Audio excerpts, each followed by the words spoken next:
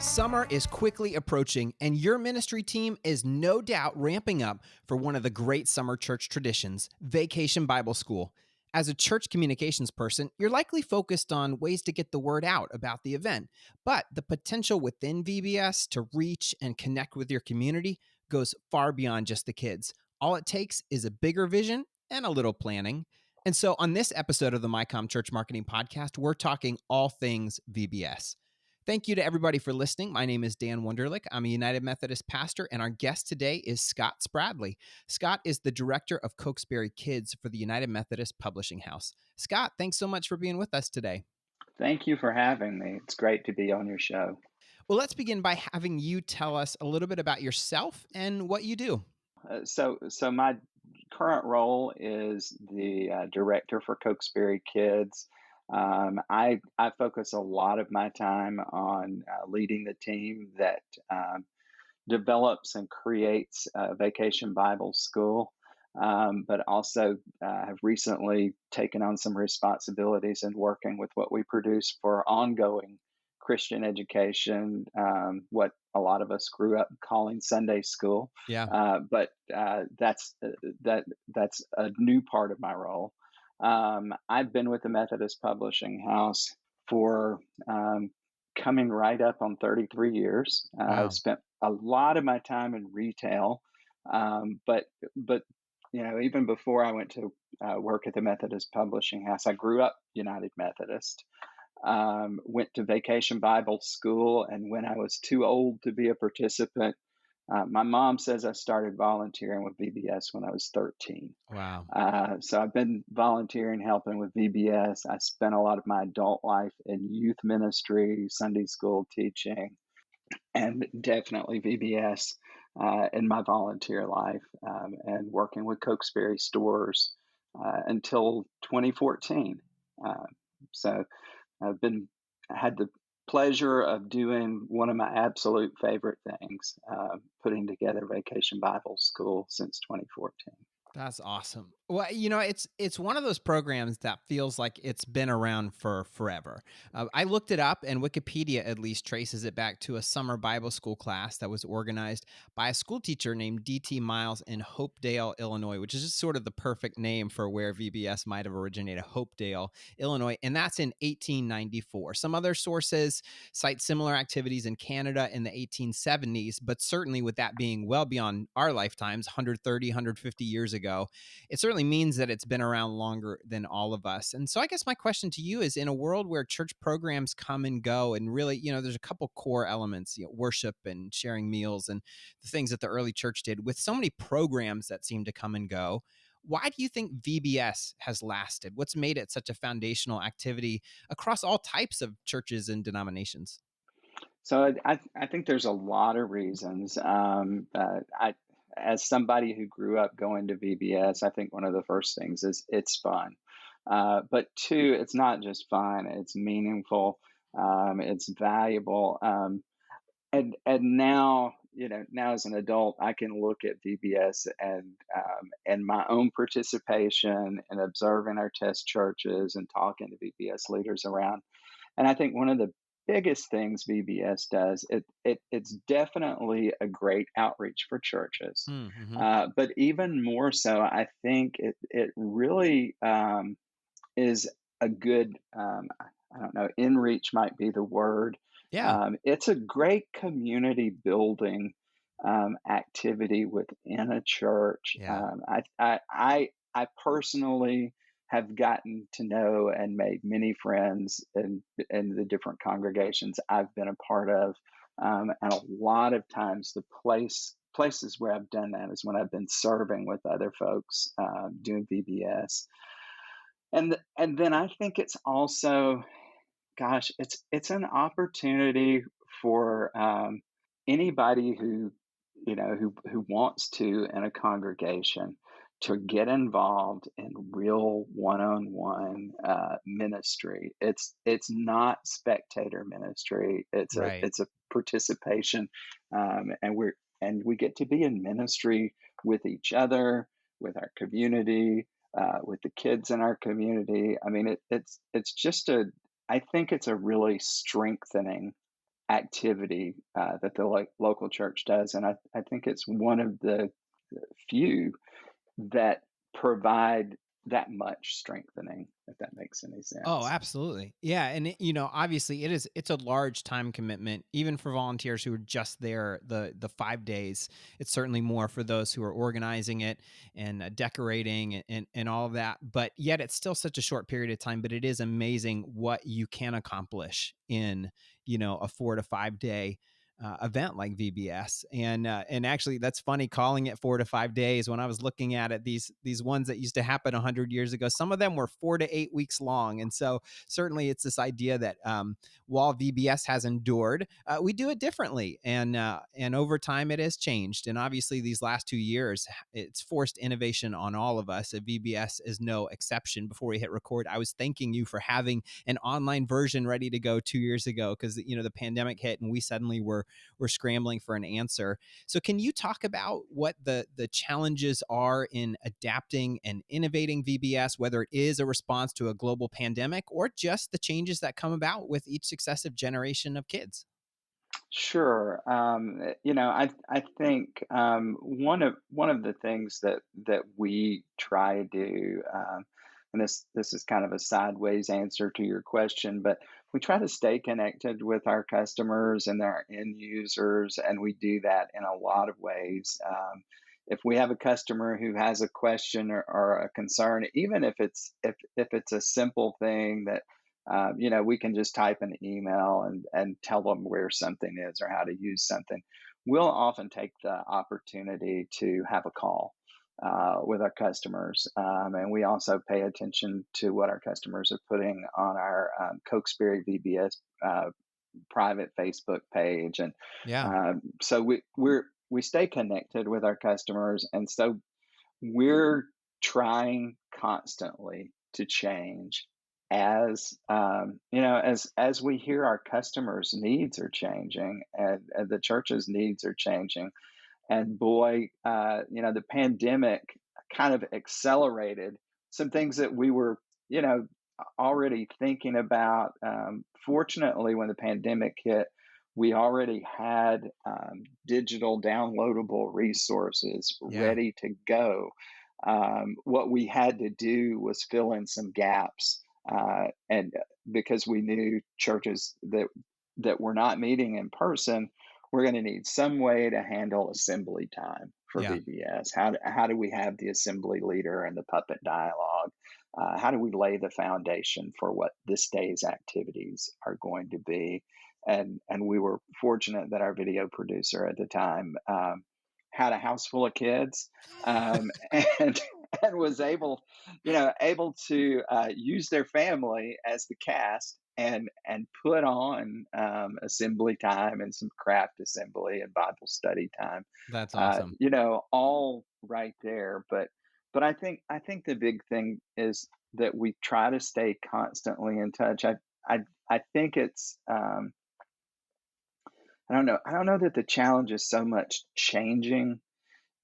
The challenge is paying attention and figuring out what the changes are that are needed. Mm. With Food Truck Party, we've introduced the student music download card, and that's really not a new idea, but the way things have moved and progressed, we had to jump on that and Absolutely.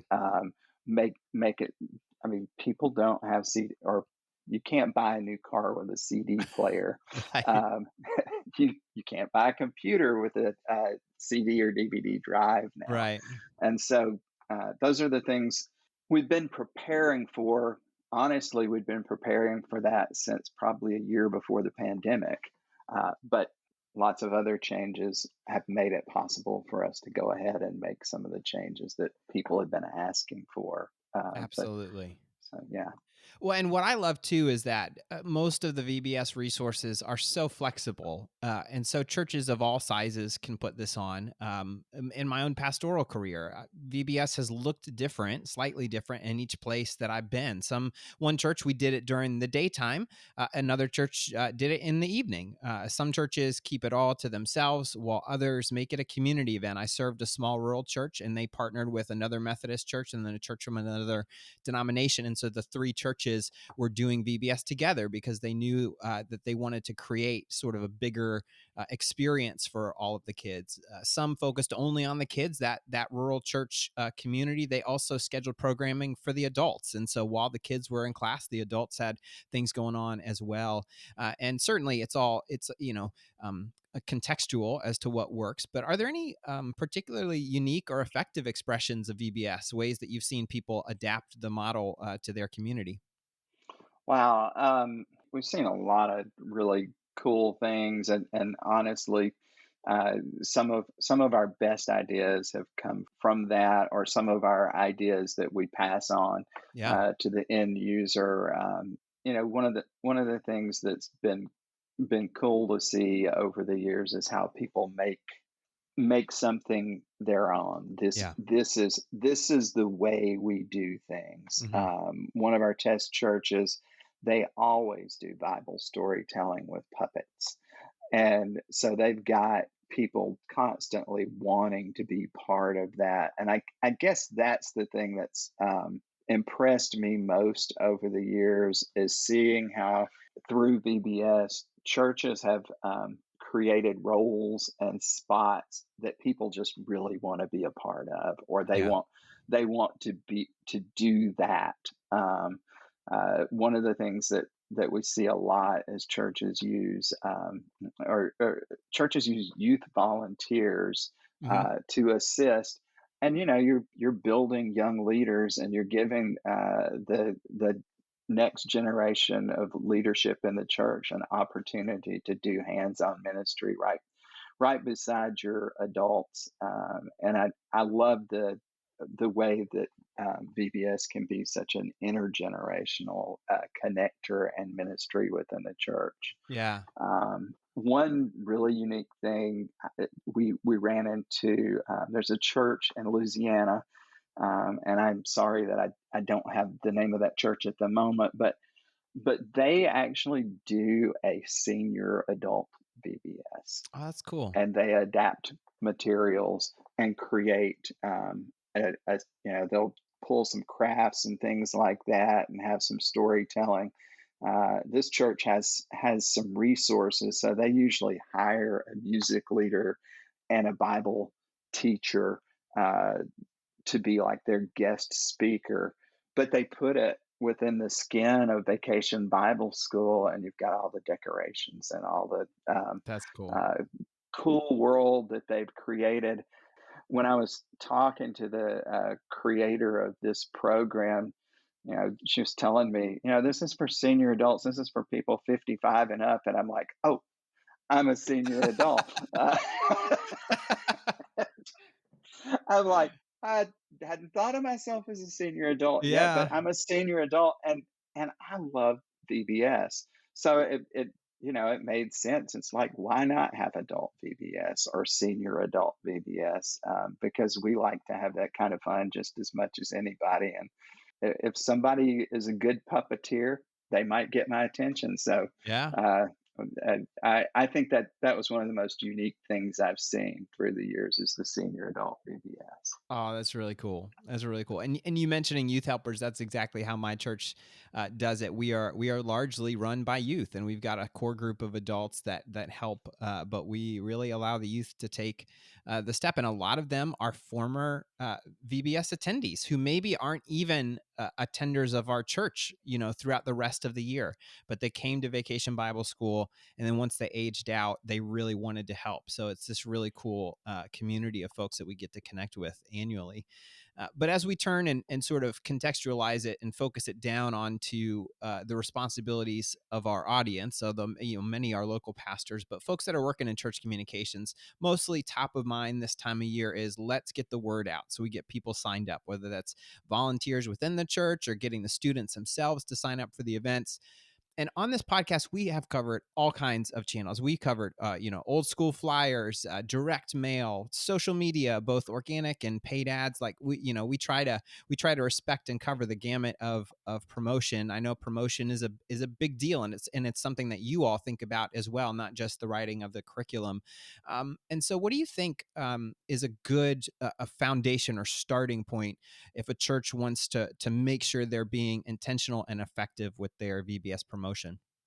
So, so when I read that question, getting ready for this interview, I have to be honest. The thing that struck me is VBS needs to be. I think the message of VBS, and then the experience of VBS, it needs to be something that you and your people are excited about, Yeah. and if you and that you believe in. And if you don't believe in it, if you're not excited about it, I I don't know what you can really do to promote it. I think the best way to promote VBS is people that are, is through people that are excited about VBS. I think that's why we have some churches out there that have waiting list Mm, for people to both be in VBS, but we also have churches that have a waiting list for people to help and wow. volunteer with VBS. Wow. And I think it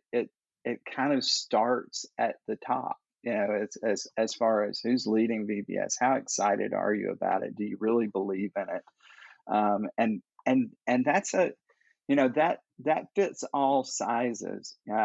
I've been to small churches where VBS is the biggest thing they do, Yeah. and you go in their church and they have transformed uh, their their church into their building into VBS world, whatever world it Yeah. is, if it's Discovery Island or it's a food truck.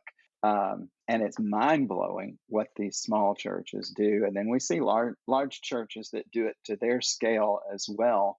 But I've also been to churches where it kind of felt like they just got by. Mm, Uh, mm. Yeah. and you were trying to put your finger on the excitement. And so I think the number one thing is they got to believe in it, and you got to be excited about what you're doing. And then you put that in. I think from there the creative energy and doing it according to the do it in a way that we as a church are good at doing it. If your church Yeah. isn't good at creating videos, well, don't create videos. Yeah. Yeah. Yeah. Yeah. But if you are, create some videos and put them out there if you're excited about it. Or, but I think the big thing is excitement and belief and promotion. I think if you don't start there, it doesn't matter what kind of budget you have. And now let's take a brief pause to hear a word from our sponsor.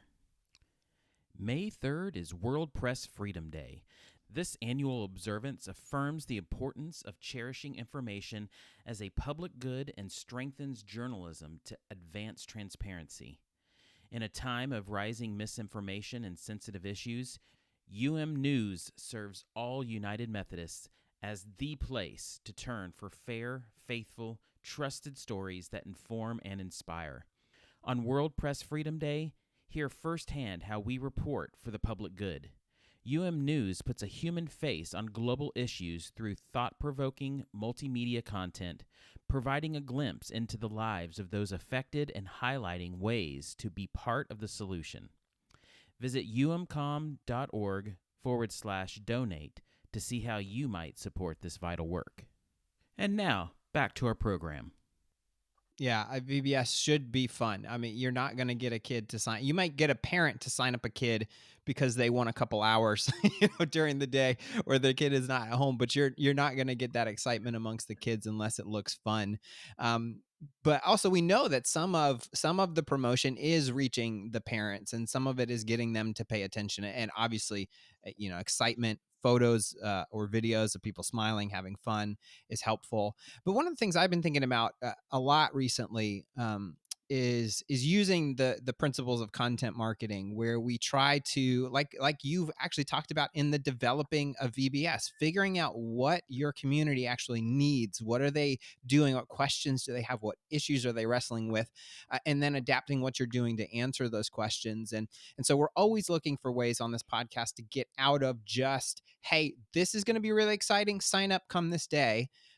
What do you think about the idea of taking some of the themes or questions or scriptures and application from VBS and sort of teasing them in content ahead of time, naming like, hey, this may be something that you want your kids to know, or something that you've wrestled with how to teach your kids.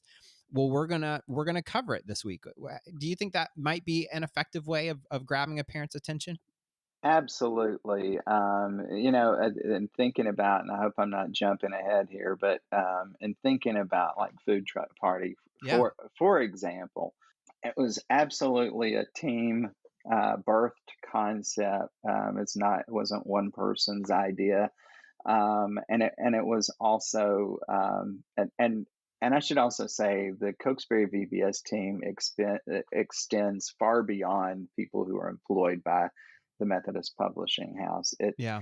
We've got church partners across the country that are really part of our team.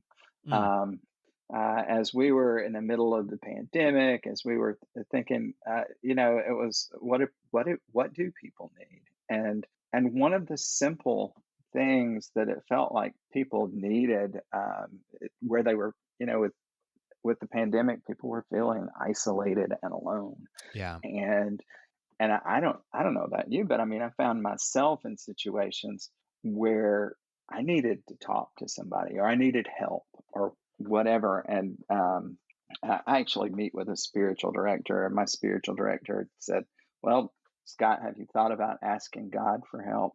And Mm. you know, it's it's like that's what truck party is all about. Oh man. Food truck party is all about asking God for help, and building the it's not just about food and food Right. trucks Yeah. and these Bible stories. It's really about that there's a God that wants to listen to us, that Mm. that loves us, wants to hear from us, and that it is perfectly fine. In fact, we're encouraged to ask this God for help. Give us, Lord, our daily bread. That is that, and so that's what food truck party is all about. And it all, so for that one, if you want your kids to build a practice of turning to God for what Mm. they need, food truck party is that's what it's all about. That's Um, awesome. and That's really and cool. so I mean, I think that's what it's all about. It's also all about let's join God in also providing for what others need. That's And awesome. so, I mean, yeah, yeah, absolutely. I think one of the big things is know what that message is, and how does it connect to my community, and how can I share that message beforehand. The other thing I'd say is, there are 5 sessions of each of our VBS programs, and I think most of the ones that are out there, and not all churches do a 5 session VBS. Right. So you could pull the odd session and do a launch event, or a fair, if you will, or carnival style event where families can come and experience, the decorations and the feel, and also one of the lessons that they're not going to be able to get during that time. So you can promote VBS that way too, and actually immerse them in some of the content before the big event. That's awesome. And also, I am a huge, just in general, food truck fan. So this sounds like a really great excuse to have a taco truck or a funnel cake truck or something, or, or even one of those shaved ice trucks show up after worship one Sunday early in the summer when it's just starting to get hot. That sounds like an awesome way to support a local chef or business, and then also promote the event. So, man, Absolutely. you got me craving tacos over here, Scott. And I just finished lunch. But once VBS begins, we may be tempted to be like, okay, all right, we did it. We've got everybody signed up. It's rolling. Move on to the next thing. But there is so much potential in telling the story of VBS once it's begun. Can you talk about the value of sharing with our community who may be watching from afar, folks that aren't a part of it? Why is it important to let them know what's going on? Obviously, we need to keep in mind privacy, sharing photos and videos of children. Churches can research all that on their own. But assuming we've got that squared away, why is it so important, do you think, for churches to tell the story of their VBS? So I think there's a lot of reasons, and that's one of the good things about social media is it can kind of provide us a record, with a record of our experience, and it's a record that is good for the people who actually got to participate because you can Yeah. go back and go, look, I was part of that. Yeah. Um, Man, I remember that day. I remember that ice cream that we had at dessert time or whatever. Yeah. Yeah. I think about when I was in VBS, McDonald's used to donate that orange drink, Mm-hmm. um, Yep. and, and I still remember that, but I don't have it out on social media. But Right. but but I mean, so I think one, it reinforces for people who got to be there what an experience it was, and by you know documenting it out there on your social media or your church website or something, people can go back and revisit those positive Yeah. experiences. But then it also becomes an invitation. Hmm. Look what's happening here. Look at all these people. And I don't know about you, but when I see things that my church is doing out on social media or on the church website, I always see somebody I know. Yeah. Um, Somebody that, and it makes me go, man, I wish I had been there. Uh, I'd like to come back. I'd like to be part of that again. Absolutely. Or since I couldn't be part of it this time, I'm gonna make a point to volunteer for VBS next year. And then when it gets shared beyond your local community, it might also be the thing that people see that draw them to your congregation in the Yeah. first place. Yeah. Look what those people are doing. This looks important. This looks fun. These look like people that I want to be in ministry and do life with. Yeah, it's certainly that combo of it gives your church members something to be proud of and something to share, and it makes an impact on those who maybe aren't a part of it. Uh, and certainly, then as we move towards follow up, as the week is winding down, and we're hitting that last day or two that we've got these families, attention, their time on campus, especially if we're talking about families that maybe aren't quite as involved in the regular life of the church. What are some follow up measures churches can put in place, either literally during the week of VBS or in the weeks and months to come? Some things that I brainstormed are, obviously sending home information about events coming up in the summer or back to school events. Obviously, that means you've got to have those at least, calendared out. But then what do you think about setting up unique email lists or texting groups or targeted social media campaigns to help keep your VBS families engaged? Oh yeah, yeah. I mean, I think those are all good ways to stay in touch with folks that have been part of VBS. I think if you can have something and I mentioned as a promotional, you could use the extra session Yeah. uh, for the beginning, but you could also use the extra session as a follow up event targeted specifically to your families that Yeah. were connected with VBS. I think that's good. I think you need to have some things for them, and then at the like a lot of churches, the Sunday immediately after VBS or the last day of VBS, they'll have a community celebration. Yeah. We provide a script for that and the assembly leader that churches can use or modify or whatever they want to do with that. So you've got community celebrations. I mean, with food truck party, if you can have a food truck party Yeah. or just a food truck themed, what do you call it? Potluck. Yeah. Or like cater. Potluck. Yeah. Thank Yeah. you. Yes. I forgot the old church word potluck. No worries. You could have a food truck themed potluck, and invite folks, and that get anything that gives people a chance to connect with each other and to connect with the folks in your church, I think is good. Where they can sit in a circle at a table. I think it's a beautiful thing. Or I guess in a rectangle at a table is Yeah. okay too. Yeah. Well, Scott, finally, do you have any words of encouragement for our listeners who are getting ready, if they haven't already, to really sink their teeth into making this year's VBS a success?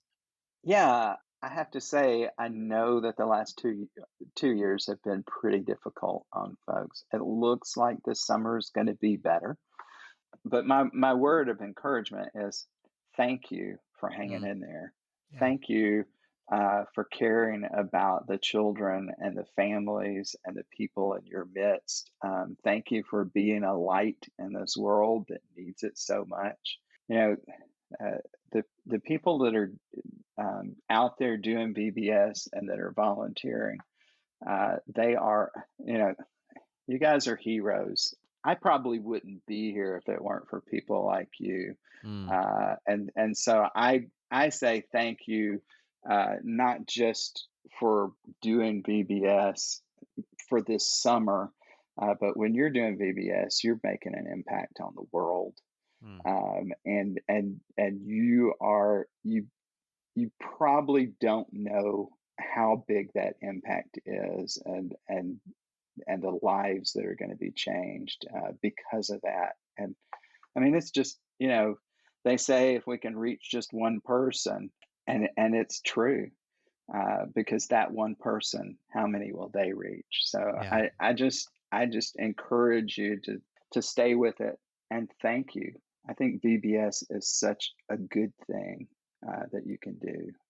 I'm here because people like you volunteered, or people like you worked to create VBS. And I probably wouldn't be here if it weren't for all those folks that did VBS when I was growing up. Wow. Yeah. So, What a testimony. That's so encouraging, Scott. Well, if folks want to learn about Food Truck Party or the other VBSs from Cokesbury, where can they go? And then if they want to reach out to you or your team to say hi or ask a question, what are the best ways for them to do all of that? we have cokesburyvbs.com is our website, and so that's an easy one. We also have a Cokesbury VBS private Facebook group that's really good to not just connect with us, but to connect with other leaders who are doing the programs that we put together, and so who are doing what you're doing, and you can reach out. To me either through VBS at cokesbury.com, um, uh, or you can just actually send us a message on the Cokesbury VBS Facebook page, and it'll get to me. So those would be two ways for sure.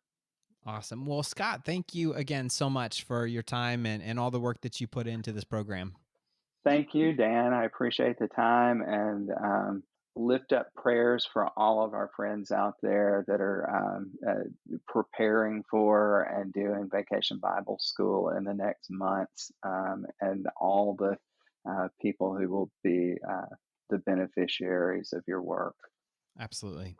Well, and now, listeners, we want to hear from you. Are there any VBS promotions that have worked well in your community? Or are there any follow up events or communication techniques that have helped you stay connected with your VBS families? You can email us at podcast@umcom.org, and we just might share your thoughts or stories on a future episode. And you can, of course, always use that email, podcast@umcom.org, to send us any feedback or topic suggestions you have about the show. We love hearing from you. And as always, the easiest ways to support this show and help other church communicators like yourself find it is by sharing this episode with your friends and colleagues, and by leaving a review on Apple Podcasts, Google Podcasts, Spotify, or whatever your service you're listening to right now.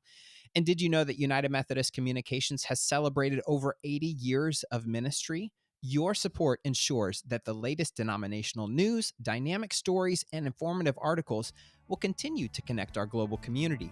You can make a tax-deductible donation today at resourceumc.org/giveumcom. Thanks again for listening to the MyCom Church Marketing Podcast.